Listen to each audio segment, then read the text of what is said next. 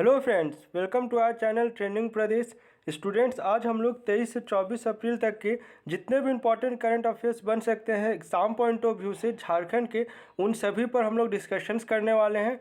ठीक है, उम्मीद करते हैं आप सभी फिट एंड फाइन होंगे और आपकी तैयारी भी जोरों शोरों से चल रही होगी। हमेशा याद रखें स्टूडेंट्स, जो आपका रियल वेल्थ होता है ना, वो आपका हेल्थ ही होता है। इसलिए अभी खास तौर पर अभी का जो समय चल रहा है, अपने स्वास्थ्य का अच्छे से ध्यान रखें। जो है ना, जब अधिक ज़रूरत ना हो तो घर से बाहर ना निकले, घर में ही रहें, सुरक्षित रहें। ठीक है, आज के इस वीडियो लेक्चर में हम लोग दो योजना के बारे में पढ़ने जा रहे हैं, जिसमें आपका है मुख्यमंत्री विशेष छात्रवृत्ति योजना और दूसरा है आपका टपक सिंचाई परियोजना। ये दो योजना हो गए।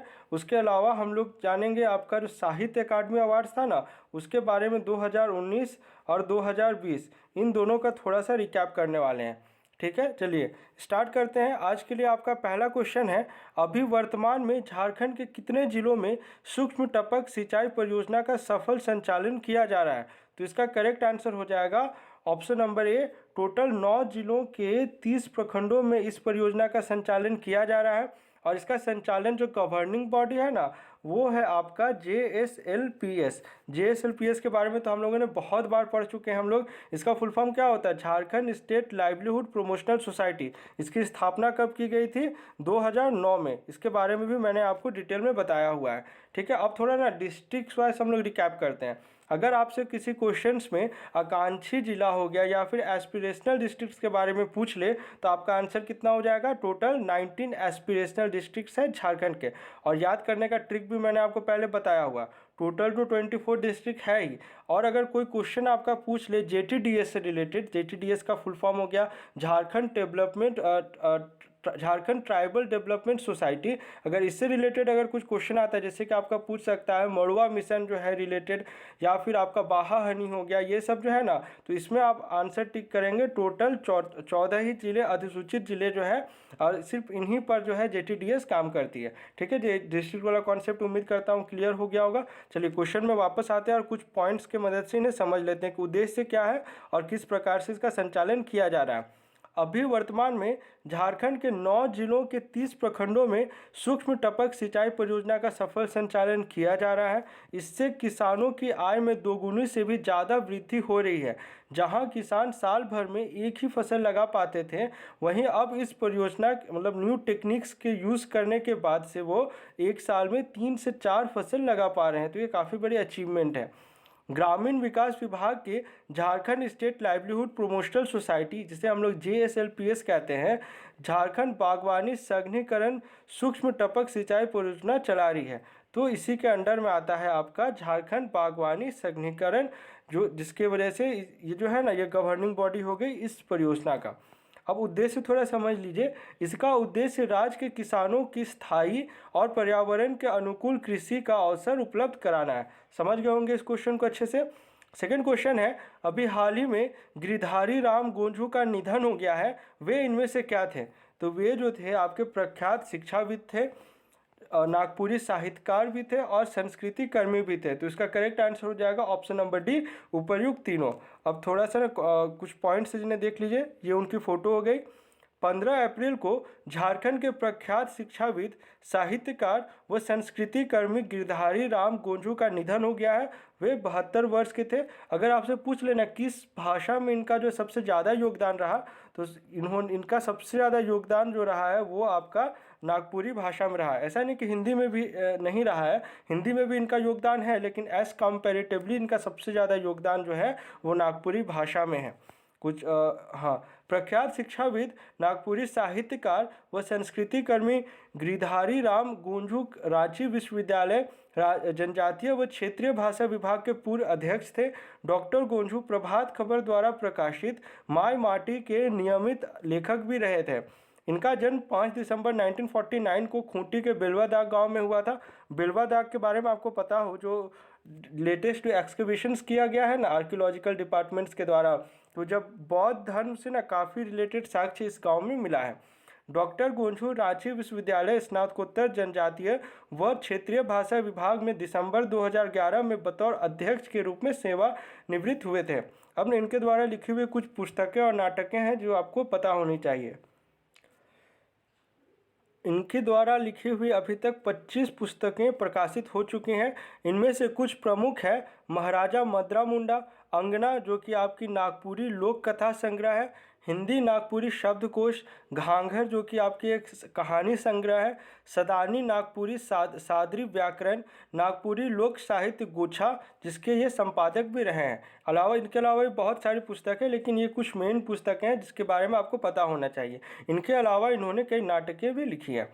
चलिए, थर्ड क्वेश्चन है, झारखंड में चल रहे स्वास्थ्य सुरक्षा सप्ताह का क्या उद्देश्य है? तो स्वास्थ्य सुरक्षा सप्ताह का उद्देश्य है आपका कोरोना की चेन को तोड़ना।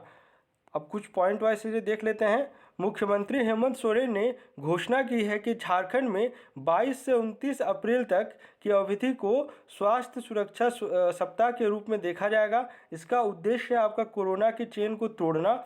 स्वास्थ्य सुरक्षा सप्ताह के दौरान किताब, स्टेशनरी, इलेक्ट्रॉनिक, ज्वेलरी, जूता चप्पल, कपड़ा और श्रृंगार सामग्री की दुकानें बंद रहेगी, लेकिन जो भी ज़रूरत की दुकान है, जो जैसे कि आपका किराना दुकान हो गया या फिर आपका मेडिसिनल शॉप्स हो गए, ये सभी ओपन रहेंगे ताकि आम जनों को कोई किसी प्रकार की जो है असुविधा ना हो। फोर्थ क्वेश्चन आपका, ये थोड़ा इंपॉर्टेंट क्वेश्चन है, इसे समझिएगा। मुख्यमंत्री विशेष छात्रवृत्ति योजना के तहत पहली बार झारखंड के किस वर्ग के स्टूडेंट्स को शामिल किया गया है? तो इसका करेक्ट आंसर हो जाएगा ऑप्शन नंबर सी, जनरल, यानी कि सामान्य श्रेणी के स्टूडेंट्स को पहली बार इस तरह की स्कॉलरशिप्स के लिए एलिजिबल किया गया है। अब कुछ पॉइंट वाइज इसे समझ लीजिए। राज्य के 9th से लेकर 12th तक के पढ़ने वाले सामान्य वर्ग के 52,289 छात्र छात्राओं को छात्रवृत्ति दी जाएगी। सामान्य वर्ग के छात्र छात्राओं को यह छात्रवृत्ति पहली बार दी जा रही मुख्यमंत्री विशेष छात्रवृत्ति योजना के तहत शैक्षणिक सत्र 2020-21 के लिए दी जाएगी। 9वीं से 10वीं के छात्र छात्राओं को जहां 150 रुपये महीने के दर से 10 महीने के लिए 1500 रुपये छात्रवृत्ति दी जाएगी। यहाँ पर ना दो चीज़ याद रखिएगा, एक टाइम ड्यूरेशन याद रखिएगा और कितने रुपए स्कॉलरशिप दी जाएगी। जैसे आपने अगर पहले कोई एग्ज़ाम दिया है ना, तो आपसे क्वेश्चन पूछा जाता था, 2017-18 की बात कर रहा हूँ, कन्यादान, मुख्यमंत्री कन्यादान योजना है ना, उससे रिलेटेड डायरेक्ट आपसे ना अमाउंट पूछ लिया जाता था और ड्यूरेशन पूछ लिया जाता था। इसलिए जो इस तरह का कोई भी छात्रवृत्ति योजना हो गया ना स्कॉलरशिप से रिलेटेड, तो वहाँ पर आपको दो चीज़ याद रखनी होता है, एक ड्यूरेशन हो गया, एक अमाउंट हो गया। तो 9th से 10th तक के लिए कितना है? 10 महीने के लिए 1500 रुपये। वहीं 11th से 12th के स्टूडेंट्स के लिए, सामान्य वर्ग के छात्र छात्राओं के लिए 230 रुपये महीने के हिसाब से 10 महीने में 2300 रुपये। काफ़ी आसान है, ज़्यादा डिफिकल्ट नहीं है। टाइम ड्यूरेशन कॉमन है 10 मंथ से दोनों के लिए। एक में आपको क्या होगा, 1500 रुपये मिलेंगे और दूसरे में कितना मिलेगा, 2300। ये हो गया 9th 10th के लिए, ये हो गया आपका 11th 12th के लिए। उम्मीद है कॉन्सेप्ट क्लियर हो गया होगा। थोड़ा आप समझ लीजिए कि इसे क्यों लागू किया गया। पढ़ाई बीच में छोड़ने वाले बच्चे वैसे समूह से हैं जो सामाजिक, सांस्कृतिक, आर्थिक, भौगोलिक, भाषाई, लैंगिक या अन्य ऐसे कारणों के चलते सुविधाहीन स्थिति में है, और मतलब इन्हें जो है ना अप्रोप्रिएट जो है सुविधा नहीं मिल पा रही है। ऐसे बच्चों का स्कूलों में ठहराव और उपस्थिति सुनिश्चित करने के लिए अतिरिक्त प्रोत्साहन के लिए शिक्षा विभाग ने 9th से 12th में पढ़ने वाले सामान्य वर्ग के छात्र छात्राओं को छात्रवृत्ति प्रदान करने का निर्णय लिया है। इस छात्रवृत्ति का लाभ उन छात्र छात्राओं को मिलेगा जिनमें वर्तमान में किसी भी अन्य योजना के से छात्रवृत्ति या अनुदान प्रदान नहीं किया जाता है। ये इसके लिए जो है ना आपका एसेंशियल क्वालिफिकेशन एक तरह से समझ लीजिए। दो तरह का क्वालिफिकेशन होता है ना, एक आपका डिज़ायरेबल हो गया, एक एसेंशियल हो गया। तो ये एसेंशियल वाले कैटेगरी में। अब ये जो है ना एक लिस्ट दे दिया गया है कि टोटल कितने स्टूडेंट्स जो इससे लाभान्वित होंगे। ये इतना इंपॉर्टेंट नहीं है, बच्चों की टॉपिक से रिलेटेड था तो मैंने मेंशन कर दिया। ठीक है, उम्मीद करते हैं दोनों योजना जो है आपको समझ आ गया होगा। अब ना थोड़ा सा रिकैप करते हैं जो कुछ क्वेश्चंस हैं, पॉइंट वाइज थोड़ा समझ लीजिए। अगर आपसे पूछता है ना शिखर को छूते ट्राइबल्स की किताब के लेखक का क्या नाम है, तो इस किताब के लेखक का नाम है संदीप मुरारका। और इसका जो है ना ऑनलाइन लोकार्पण किया गया है किनके द्वारा, राज्यपाल द्रौपदी मुर्मू के द्वारा। और कब किया गया था, विश्व आदिवासी दिवस यानी कि 9th अगस्त को इसका जो है ऑनलाइन लोकार्पण किया गया था। अब थोड़ा समझ लीजिए कि ये बुक में बेस्ड किस पर है।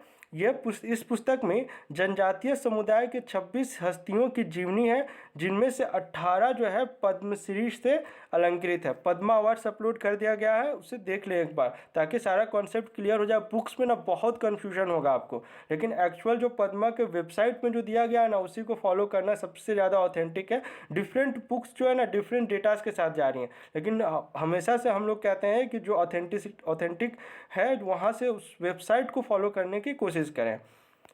और तो इसमें ऐसा कुछ है नहीं। चलिए, हाँ, कैंपा से रिलेटेड क्वेश्चन आपसे ना बहुत तरह से फ्रेम किया जा सकता है, क्योंकि फॉरेस्ट मैनेजमेंट में जो है आपका कैंपा का बहुत बड़ा रोल होता है। तो कैंपा का फुल फॉर्म पहले समझ लीजिए, compensatory afforestation fund act. Campa हो गया आपका कि वार्षिक आय के तहत झारखंड राज्य को 376.56 करोड़ रुपए की प्रशासनिक स्वीकृति दी गई थी। इस राशि का प्रयोग प्रतीकात्मक वन रोपण, जल ग्रहण शोधन, वन जीव प्रबंधन आदि योजनाओं पे किया जाएगा। तो ये एक टाइम 2 बार करके रुपया डिस्ट्रीब्यूट किया जाता है ना, तो ये एक बार जो आया था उसे मेंशन कर दिया है। अभी तक उम्मीद करते हैं आप लोग कैंपा के बारे में अच्छे से समझ गए होंगे, और काफ़ी डिटेल्स जहाँ पे लिखा है ना, आपने जहाँ नोट्स बनाया होगा अपना, वहाँ पर इस फैक्ट को ऐड कर लीजिएगा कैंपा से रिलेटेड। जितना आप डोभा वगैरह देखते हैं ना आसपास में जो बनाया जाता है, डोभा जो योजना मनरेगा के अंतर्गत जो आता है, वो सब जो है ना ये सब कैंपा से रिलेटेड है। समझ रहे होंगे ना, जितना डोभा से जो छोटे छोटे तालाब टाइप करके जो निर्माण किया जाता है ना, वो सब कैंपा से रिलेटेड होता है आपका। चलिए, 7वां क्वेश्चन है। चलिए, क्वेश्चन नहीं है ये, एक तरह से पॉइंट ही है आपका। इसमें हम लोग 2-3 चीज़ डिस्कशन करने वाले हैं। देखिए, एग्जाम पॉइंट ऑफ व्यू से अगर देखिएगा ना, तो एक तो आपका पद्मा अवार्ड्स हो गया, जिसके बारे में आपको अच्छे से डिटेल में पता होना चाहिए, अप टू डेट रहना 2020 तक का। दूसरा हो गया ना आपका साहित्य अकादमी अवार्ड्स, ये भी आपको ना अप टू डेट रहना होगा 2020 तक का। अगर पहले का नहीं याद रख सकते ना, तो कम से कम 19 और 20 का तो याद रखिए, ये 2 साल का ना कम से कम याद रखने की कोशिश करिएगा। तो 2019 का जो है ना, इसमें युवा साहित्य अकादमी पुरस्कार जो है कवि अनुज लगुन को दिया गया था। सॉरी, ये लगुन नहीं, ये लुगुन होगा, ये लुगुन है, को दिया गया था, हिंदी भाषा के लिए दिया गया था। और इस किताब का क्या नाम था, इनके द्वारा लिखित कविता का क्या नाम था, बाघ और सुगना मुंडा की बेटी। ये 2019 के लिए है, और किस भाषा में दिया गया है, हिंदी भाषा में। 2 भाषा याद रखिए कम से कम, हिंदी और संथाली। और अगर संथाली में आपसे पूछ लेना, तो संथाली के लिए 2020 में हिंदी भाषा के लिए दिया गया अंकित नरवाल को। किताब का नाम क्या है, प्रतिरोध का विकल्प, ये क्रिटिसिज्म वाले कैटेगरी में। अब संथाली भाषा में अगर पूछ लेना आपको 2020 में किसे मिला था, तो आपका आंसर हो जाएगा रूपचंद हांसदा जी को मिला था। और इसकी पोइट्री क्या है इनकी, कूड़ दक खसा दक करके, ठीक। और संथाली भाषा में अगर आपसे पूछ ले युवा साहित्य, तो किन्हें मिला है, अंजलि किस्कू जी को। ये 2020 का मैं बता रहा हूँ, और इनकी पोइट्री का नाम है अंजलि, ठीक। ये इन सभी के बारे में ना हम लोगों ने डिटेल में पढ़ा हुआ है। फिर भी अगर आप चाहते हैं कि एक अलग से सेपरेट वीडियो, जिस प्रकार से पद्मा के लिए हम लोगों ने अपलोड किया है, उसी प्रकार अगर साहित्य अकादमी के लिए भी कर दें, अगर आप लोग कमेंट बॉक्स में लिख कर बोलते हैं, तो ये ज़रूर से ज़रूर हम लोग अपलोड कर देंगे, क्योंकि इसका पूरा डेटा जो है हम लोगों के फोल्डर में है। तो अगर आप चाहते हैं अगर ये अवेलेबल आपको कराया जाए, तो अपलोड कर दिया जाएगा इस पर।